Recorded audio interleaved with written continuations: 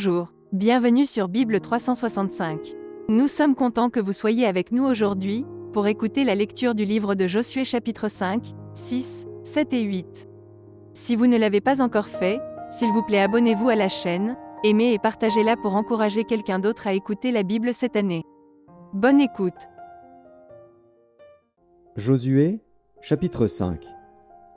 Lorsque tous les rois des Amoréens à l'occident du Jourdain et tous les rois des Cananéens près de la mer apprirent que l'Éternel avait mis à sec les eaux du Jourdain devant les enfants d'Israël jusqu'à ce que nous eussions passé, ils perdirent courage et furent consternés à l'aspect des enfants d'Israël.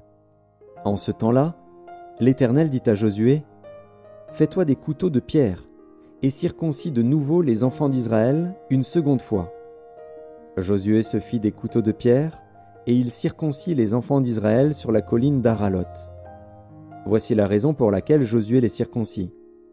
Tout le peuple sorti d'Égypte, les mâles, tous les hommes de guerre, étaient morts dans le désert, pendant la route, après leur sortie d'Égypte. Tout ce peuple sorti d'Égypte était circoncis. Mais tout le peuple né dans le désert, pendant la route, après la sortie d'Égypte, n'avait point été circoncis. Car les enfants d'Israël avaient marché 40 ans dans le désert jusqu'à la destruction de toute la nation des hommes de guerre qui étaient sortis d'Égypte et qui n'avaient point écouté la voix de l'Éternel. L'Éternel leur jura de ne pas leur faire voir le pays qu'il avait juré à leur père de nous donner, pays où coule le lait et le miel. Ce sont leurs enfants qu'il établit à leur place. Et Josué les circoncit, car ils étaient incirconcis, parce qu'on ne les avait point circoncis pendant la route. Lorsqu'on eut achevé de circoncire toute la nation, ils restèrent à leur place dans le camp jusqu'à leur guérison. L'Éternel dit à Josué : « Aujourd'hui, j'ai roulé de dessus vous l'opprobre de l'Égypte. » Et ce lieu fut appelé du nom de Gilgal jusqu'à ce jour. Les enfants d'Israël campèrent à Gilgal, et ils célébrèrent la Pâque le 14e jour du mois, sur le soir, dans les plaines de Jéricho. Ils mangèrent du blé du pays le lendemain de la Pâque, des pains sans levain et du grain rôti. Ils en mangèrent ce même jour. La manne cessa le lendemain de la Pâque, quand ils mangèrent du blé du pays. Les enfants d'Israël n'eurent plus de manne, et ils mangèrent des produits du pays de Canaan cette année-là. Comme Josué était près de Jéricho, il leva les yeux et regarda. Voici, un homme se tenait debout devant lui, son épée nue dans la main. Il alla vers lui et lui dit : « Es-tu des nôtres ou de nos ennemis ?» Il répondit : « Non, mais je suis le chef de l'armée de l'Éternel. J'arrive maintenant. » Josué tomba le visage contre terre, se prosterna et lui dit : « Qu'est-ce que mon Seigneur dit à son serviteur ?» Et le chef de l'armée de l'Éternel dit à Josué : « Ôte tes souliers de tes pieds, car le lieu sur lequel tu te tiens est saint. » Et Josué fit ainsi. Josué, chapitre 6. Jéricho était fermé et barricadé devant les enfants d'Israël. Personne ne sortait et personne n'entrait. L'Éternel dit à Josué : « Vois, je livre entre tes mains Jéricho et son roi, ses vaillants soldats. Faites le tour de la ville, vous tous les hommes de guerre, faites une fois le tour de la ville. Tu feras ainsi pendant 6 jours. 7 sacrificateurs porteront devant l'arche 7 trompettes retentissantes. Le 7e jour, vous ferez 7 fois le tour de la ville. Et les sacrificateurs sonneront des trompettes. Quand ils sonneront de la corne retentissante, quand vous entendrez le son de la trompette, tout le peuple poussera de grands cris. Alors la muraille de la ville s'écroulera, et le peuple montera, chacun devant soi. » Josué, fils de Nun, appela les sacrificateurs et leur dit : « Portez l'arche de l'Alliance, et que 7 sacrificateurs portent 7 trompettes retentissantes devant l'arche de l'Éternel. » Et il dit au peuple : « Marchez, faites le tour de la ville, et que les hommes armés passent devant l'arche de l'Éternel. » Lorsque Josué eut parlé au peuple, les 7 sacrificateurs qui portaient devant l'Éternel les 7 trompettes retentissantes se mirent en marche et sonnèrent des trompettes. L'arche de l'Alliance de l'Éternel allait derrière eux. Les hommes armés marchaient devant les sacrificateurs qui sonnaient des trompettes, et l'arrière-garde suivait l'arche. Pendant la marche, on sonnait des trompettes. Josué avait donné cet ordre au peuple: « Vous ne crierez point, vous ne ferez point entendre votre voix, et il ne sortira pas un mot de votre bouche jusqu'au jour où je vous dirai: poussez des cris. Alors vous pousserez des cris. » L'arche de l'Éternel fit le tour de la ville. Elle fit une fois le tour. Puis on rentra dans le camp, et l'on y passa la nuit. Josué se leva de bon matin, et les sacrificateurs portèrent l'arche de l'Éternel. Les 7 sacrificateurs qui portaient les 7 trompettes retentissantes devant l'arche de l'Éternel se mirent en marche et sonnèrent des trompettes. Les hommes armés marchaient devant eux, et l'arrière-garde suivait l'arche de l'Éternel. Pendant la marche, on sonnait des trompettes. Ils firent une fois le tour de la ville, le second jour. Puis ils retournèrent dans le camp. Ils firent de même pendant 6 jours. Le 7e jour, ils se levèrent de bon matin, dès l'aurore, et ils firent de la même manière 7 fois le tour de la ville. Ce fut le seul jour où ils firent 7 fois le tour de la ville. À la 7e fois, comme les sacrificateurs sonnaient des trompettes, Josué dit au peuple: « Poussez des cris, car l'Éternel vous a livré la ville. La ville sera dévouée à l'Éternel par interdit, elle et tous ceux qui s'y trouvent. Mais on laissera la vie à Rahab, la prostituée, et à tous ceux qui seront avec elle dans la maison, parce qu'elle a caché les messagers que nous avions envoyés. Gardez-vous seulement de ce qui sera dévoué par interdit. Car si vous preniez de ce que vous aurez dévoué par interdit, vous mettriez le camp d'Israël en interdit et vous y jetteriez le trouble. Tout l'argent et tout l'or, tous les objets d'airain et de fer seront consacrés à l'Éternel et entreront dans le trésor de l'Éternel. » Le peuple poussa des cris, et les sacrificateurs sonnèrent des trompettes. Lorsque le peuple entendit le son de la trompette, il poussa de grands cris, et la muraille s'écroula. Le peuple monta dans la ville, chacun devant soi. Ils s'emparèrent de la ville, et ils dévouèrent par interdit, au fil de l'épée, tout ce qui était dans la ville, hommes et femmes, enfants et vieillards, jusqu'aux bœufs, aux brebis et aux ânes. Josué dit aux 2 hommes qui avaient exploré le pays: « Entrez dans la maison de la femme prostituée, et faites-en sortir cette femme et tous ceux qui lui appartiennent, comme vous le lui avez juré. » Les jeunes gens, les espions, entrèrent et firent sortir Rahab, son père, sa mère, ses frères, et tous ceux qui lui appartenaient. Ils firent sortir tous les gens de sa famille, et ils les déposèrent hors du camp d'Israël. Ils brûlèrent la ville et tout ce qui s'y trouvait. Seulement ils mirent dans le trésor de la maison de l'Éternel l'argent, l'or et tous les objets d'airain et de fer. Josué laissa la vie à Rahab la prostituée, à la maison de son père, et à tous ceux qui lui appartenaient. Elle a habité au milieu d'Israël jusqu'à ce jour, parce qu'elle avait caché les messagers que Josué avait envoyés pour explorer Jéricho. Ce fut alors que Josué jura, en disant: « Maudit soit devant l'Éternel l'homme qui se lèvera pour rebâtir cette ville de Jéricho. Il en jettera les fondements au prix de son premier-né, et il en posera les portes au prix de son plus jeune fils. » L'Éternel fut avec Josué, dont la renommée se répandit dans tout le pays. Josué, chapitre 7. Les enfants d'Israël commirent une infidélité au sujet des choses dévouées par interdit. Akan, fils de Carmi, fils de Zabdi, fils de Zérar, de la tribu de Juda, prit des choses dévouées. Et la colère de l'Éternel s'enflamma contre les enfants d'Israël.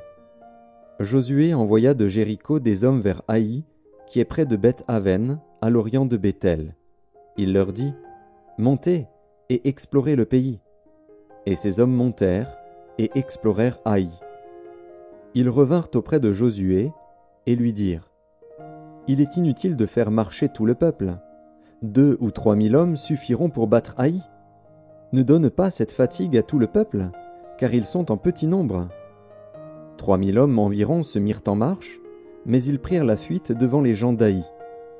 Les gens d'Haï leur tuèrent environ 36 hommes. Ils les poursuivirent depuis la porte jusqu'à Shebarim et les battirent à la descente. Le peuple fut consterné et perdit courage. Josué déchira ses vêtements et se prosterna jusqu'au soir le visage contre terre devant l'arche de l'Éternel, lui et les anciens d'Israël, et ils se couvrirent la tête de poussière.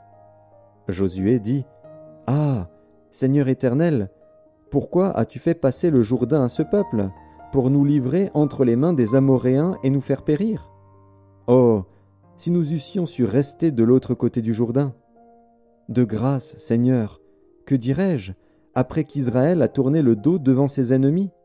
Les Cananéens et tous les habitants du pays l'apprendront, ils nous envelopperont et ils feront disparaître notre nom de la terre.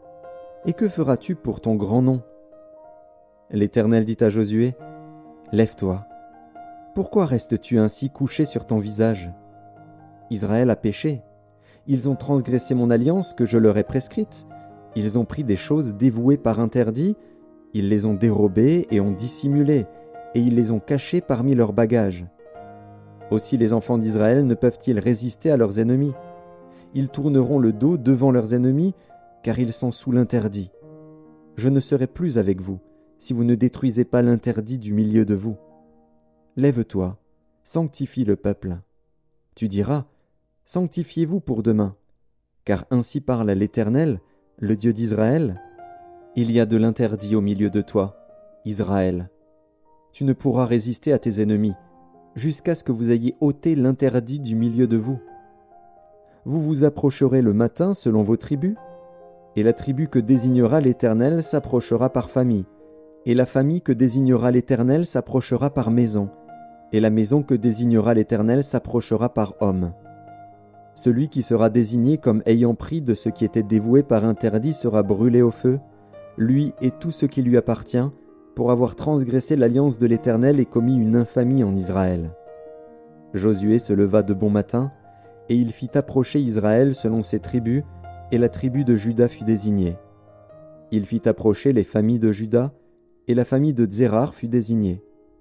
Il fit approcher la famille de Tsérar par maison, et Zabdi fut désigné. Il fit approcher la maison de Zabdi par homme, et Akan, fils de Carmi, fils de Zabdi, fils de Tsérar, de la tribu de Juda, fut désigné. Josué dit à Akan, « Mon fils, donne gloire à l'Éternel, le Dieu d'Israël, et rends-lui hommage. Dis-moi donc ce que tu as fait, ne me le cache point. » Akan répondit à Josué et dit, « Il est vrai que j'ai péché contre l'Éternel, le Dieu d'Israël, et voici ce que j'ai fait. J'ai vu dans le butin un beau manteau de Shinéar, 200 cycles d'argent, et un lingot d'or du poids de 50 cycles. Je les ai convoités, et je les ai pris. Ils sont cachés dans la terre au milieu de ma tente, et l'argent est dessous. » Josué envoya des gens qui coururent à la tente, et voici, les objets étaient cachés dans la tente d'Akan, et l'argent était dessous. Ils les prirent du milieu de la tente, les apportèrent à Josué et à tous les enfants d'Israël, et les déposèrent devant l'Éternel. Josué et tout Israël avec lui prirent Akan, fils de Tsérar, l'argent, le manteau, le lingot d'or, les fils et les filles d'Akan, ses bœufs, ses ânes, ses brebis, sa tente, et tout ce qui lui appartenait. Et ils les firent monter dans la vallée d'Accor. Josué dit, « Pourquoi nous as-tu troublés? L'Éternel te troublera aujourd'hui. » Et tout Israël le lapida. On les brûla au feu, on les lapida, et l'on éleva sur Akan un grand monceau de pierre qui subsiste encore aujourd'hui. Et l'Éternel revint de l'ardeur de sa colère. C'est à cause de cet événement qu'on a donné jusqu'à ce jour à ce lieu le nom de Vallée d'Accor. Josué, chapitre 8. L'Éternel dit à Josué, « Ne crains point, et ne t'effraie point. Prends avec toi tous les gens de guerre, lève-toi, monte contre Haï. Vois, je livre entre tes mains le roi d'Haï et son peuple, sa ville et son pays. Tu traiteras Haï et son roi comme tu as traité Jéricho et son roi. Seulement vous garderez pour vous le butin et le bétail. Place une embuscade derrière la ville. » Josué se leva avec tous les gens de guerre pour monter contre Haï. Il choisit 30 000 vaillants hommes qu'il fit partir de nuit et auxquels il donna cet ordre, « Écoutez, vous vous mettrez en embuscade derrière la ville.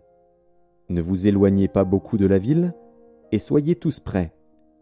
Mais moi et tout le peuple qui est avec moi, nous nous approcherons de la ville.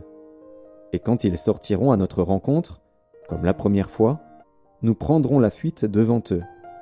Ils nous poursuivront jusqu'à ce que nous les ayons attirés loin de la ville, car ils diront « Ils fuient devant nous, comme la première fois. » Et nous fuirons devant eux.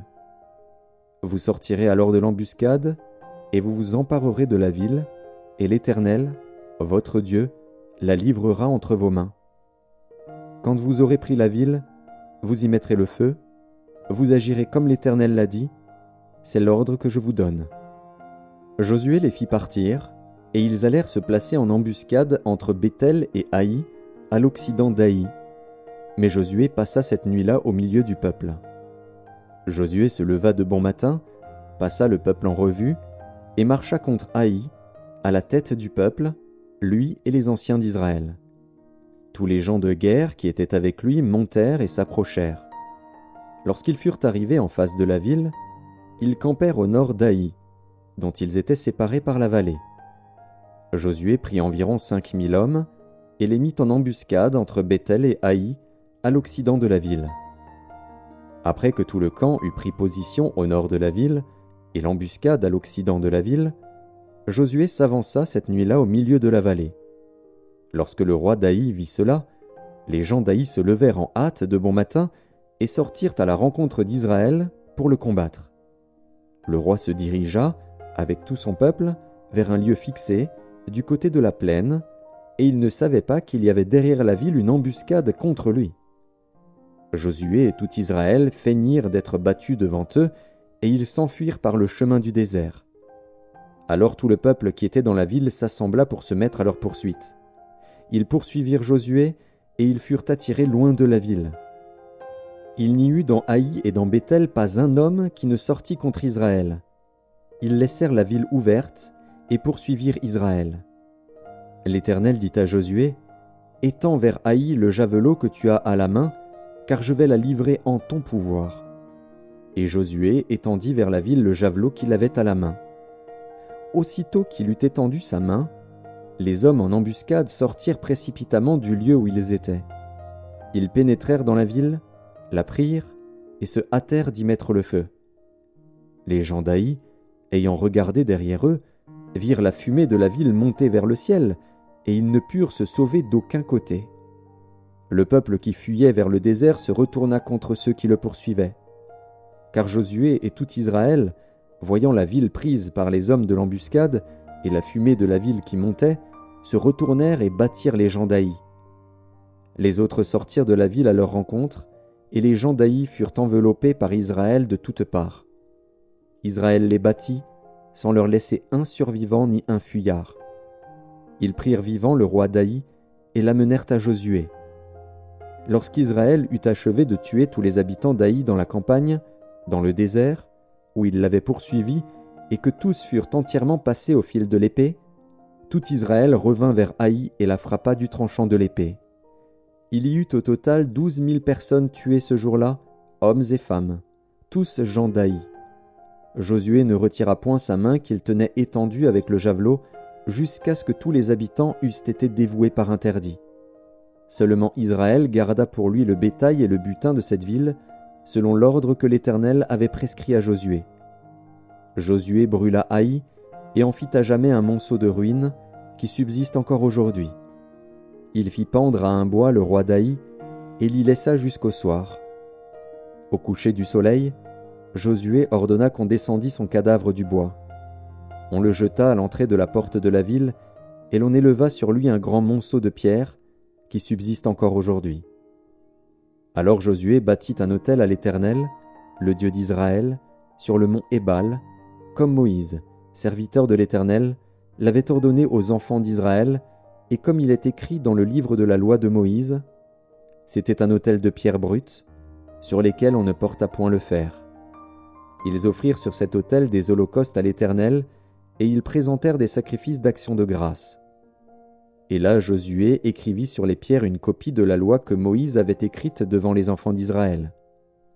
Tout Israël, ses anciens, ses officiers et ses juges se tenaient des deux côtés de l'arche, devant les sacrificateurs, les Lévites, qui portaient l'arche de l'alliance de l'Éternel. Les étrangers comme les enfants d'Israël étaient là, moitié du côté du mont Garizim, moitié du côté du mont Ébal, selon l'ordre qu'avait précédemment donné Moïse, serviteur de l'Éternel, de bénir le peuple d'Israël. Josué lut ensuite toutes les paroles de la loi, les bénédictions et les malédictions, suivant ce qui est écrit dans le livre de la loi. Il n'y eut rien de tout ce que Moïse avait prescrit, que Josué ne lut en présence de toute l'assemblée d'Israël, des femmes et des enfants, et des étrangers qui marchaient au milieu d'eux.